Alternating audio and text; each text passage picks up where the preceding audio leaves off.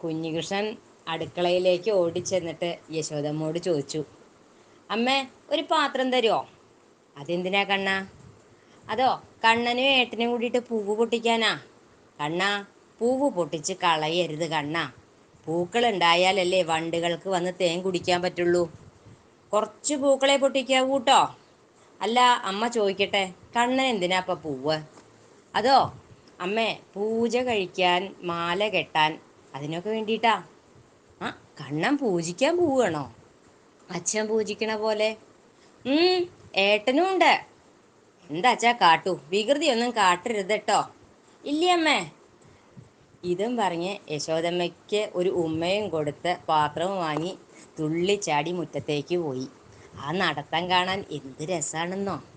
ചുരുണ്ട് ചുരുണ്ടുള്ള മുടി ഒരു വശത്തേക്ക് ചെരിച്ച് കെട്ടി, അതിൽ മുത്തുമാലകൾ അണിഞ്ഞ്, പീലി ചൂടി, നെറ്റിയിൽ ഗോപിക്കുറി തൊട്ട്, കാതിൽ മകരകുണ്ടലങ്ങൾ അണിഞ്ഞ്, കണ്ണിൽ നീട്ടി അഞ്ജനമെഴുതി, കഴുത്തിൽ മാലകൾ അണിഞ്ഞ്, കൈകളിൽ വളകൾ അണിഞ്ഞ്, കുഞ്ഞിക്കുമ്പയ്ക്ക് താഴെ പൊന്നരഞ്ഞാണവും പൊന്നിൻ കിങ്ങിണിയും അണിഞ്ഞ്, പട്ടുകോണകമുടുത്ത്, കാലിൽ പൊന്തളകൾ അണിഞ്ഞ്, ഒരു കയ്യിൽ പൊന്നോടക്കുഴലും മറ്റേ കയ്യിൽ പാത്രവും പിടിച്ച് ചിരിച്ച് ചിരിച്ച് തുള്ളി തുള്ളി വരുന്ന കുഞ്ഞികൃഷ്ണൻ.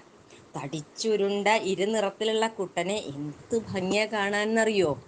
ആ ചിരിയിൽ കാണാം എല്ലാ കുറുമ്പും. ഏട്ടൻ്റെ കൂടെ മുറ്റത്തേക്ക് എത്തിയിട്ടോ. ഓരോ ചെടികളോടും വർത്തമാനങ്ങളൊക്കെ പറഞ്ഞാണ് കണ്ണൻ ഓരോരോ പൂവും കുഞ്ഞിക്കൈയോണ്ട് ഇങ്ങനെ നുള്ളി നുള്ളി എടുക്കണത്.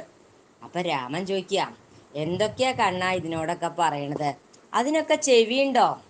ഊവേട്ടാ, അച്ഛൻ പറയാറുണ്ട്, ഇവിടെ കാണുന്നതിനൊക്കെ കാണാനും കേൾക്കാനും മനസ്സിലാക്കാനും ഒക്കെ പറ്റുന്ന. നമ്മൾ പൂവ് ഇങ്ങനെ നുള്ളുമ്പോൾ അവർക്ക് വേദനിക്കുന്നുണ്ടോയെന്ന് ചോദിക്കണ്ടേ? പാവം. അതാ കണ്ണൻ വർത്തമാനമൊക്കെ ചോദിക്കണേ. ഏട്ടനും പറഞ്ഞോളൂ.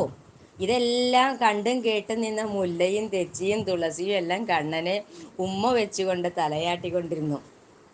അങ്ങനെ നടന്ന് നടന്ന് കണ്ണൻ മുറ്റത്തിൻ്റെ ഒരു മൂലയിൽ നിന്നിരുന്ന മുളയെ ഓടിച്ചെന്ന് കുറേ നേരം കെട്ടിപ്പിടിച്ചുകൊണ്ടേയിരുന്നു. എന്താണെന്നറിയോ? ആ ആർക്കും വേണ്ടാത്ത, ആരാലും ശ്രദ്ധിക്കപ്പെടാതെ നിന്നിരുന്ന ആ മുളന്തണ്ടാണ് കണ്ണന് ഏറ്റവും പ്രിയപ്പെട്ടതായ ആ ഓടക്കുഴൽ സമ്മാനിച്ചത്. എനിക്കിതേ എൻ്റെ പൊന്നുണ്ണിക്ക് തരാനുള്ളൂ എന്നും പറഞ്ഞ് ഉള്ളിൽ ഒന്നും ഇല്ലാതെ സ്വയം സമർപ്പണമായി മാറിയ കണ്ണൻ്റെ സ്വന്തം പൊന്നോടക്കുഴൽ. എത്ര ഭാഗ്യവതിയാണ് ആ ഓടക്കുഴൽ. സദാ കണ്ണനോട് ചേർന്ന് കണ്ണൻ്റെ മാത്രമായി മാറാനുള്ള ഭാഗ്യം. കണ്ണാ, എന്തിനാ അങ്ങടൊക്കെ പോണേ? അമ്മ കണ്ട ചുണ്ടെടുക്കൂട്ടോ. ഏട്ടൻ പറഞ്ഞത് കേട്ട് അനുസരണയുള്ള കുട്ടിയായിട്ട് ഓടി വന്നു. എന്നാ നമുക്ക് പൂജ തുടങ്ങാം. അകത്ത് ശ്രീലകത്ത് കയറി രണ്ടാളും കൂടി പൂജ തുടങ്ങി. പുഷ്പാഞ്ജലിയും നേദ്യവും ആരതിയും ഒക്കെ അച്ഛൻ ചെയ്യണ പോലെ ചെയ്യുന്നുണ്ട്. ഓരോ പൂവും അർച്ചിക്കുമ്പോൾ ദേവകളും ത്രിമൂർത്തികളും മഹർഷിമാരും ഗന്ധർവന്മാരും അപ്സരസ്സുകളും എല്ലാവരും ഭക്തിയോടെ തൊഴുതു നിന്നു. ഗോലോകനാഥനായിട്ടുള്ള ഭഗവാൻ ഭൂമിയിൽ വന്ന് കേവലം ഒരു മനുഷ്യക്കുട്ടിയായി ലീലകളാടുന്നത് അത്ഭുതത്തോടെയും വാത്സല്യത്തോടെയും കൗതുകത്തോടു കൂടിയുമാണ് കാണാൻ സാധിച്ചത്. പൂജ കഴിഞ്ഞ് എല്ലാവരെയും തൊഴാൻ വിളിച്ചു. നന്ദഗോപരും യശോദയും രോഹിണിയും ഗോപന്മാരും ഗോപികമാരും പിന്നെ കണ്ണൻ്റെ കൂട്ടുകാരായിട്ടുള്ള ഒപ്പത്തിലുള്ള കുട്ടികൾ 32 പേരുണ്ട്. അവരുണ്ട്. തത്തമ്മ, മുയില്, മയില്, പശുക്കുട്ടി, കൊരങ്ങന്മാര്, അങ്ങനെയുള്ള കൂട്ടുകാരും ഉണ്ട്. കണ്ണൻ നട തുറന്നു. ആരതി ഒഴിഞ്ഞു. എല്ലാരെയും കുഞ്ഞിക്കൈ കൊണ്ട് തീർത്ഥം തെളിച്ചു. നന്ദഗോപർക്ക് അച്ഛാ ദേ പ്രസാദം എന്നും പറഞ്ഞ് പ്രസാദവും കൊടുത്തു. പിന്നീട് നേദിച്ച അവിൽ, മലർ, ശർക്കര, പഴം, വെണ്ണ, പാല് എല്ലാം ഒരു കൈ കൊണ്ട് അവനവൻ കഴിച്ച് മറ്റേ കൈ കൊണ്ട് എല്ലാവർക്കും കൊടുത്തു. എന്നിട്ട് പറയാ, നല്ല സ്വാദുള്ള പ്രസാദാ, എല്ലാരും കഴിച്ചോളൂ കേട്ടോ എന്ന്. എത്ര ഭാഗ്യം ചെയ്തവരാ അവരല്ലേ.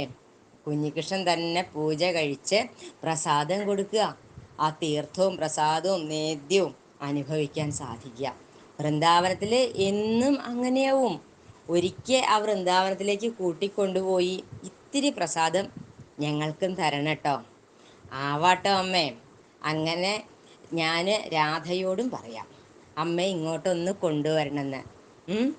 എന്നെങ്കിലും എന്നെങ്കിലും ആ കുഞ്ഞികൃഷ്ണൻ്റെ കൈകൊണ്ടുള്ള പ്രസാദം നമുക്കെല്ലാവർക്കും സാധിക്കും.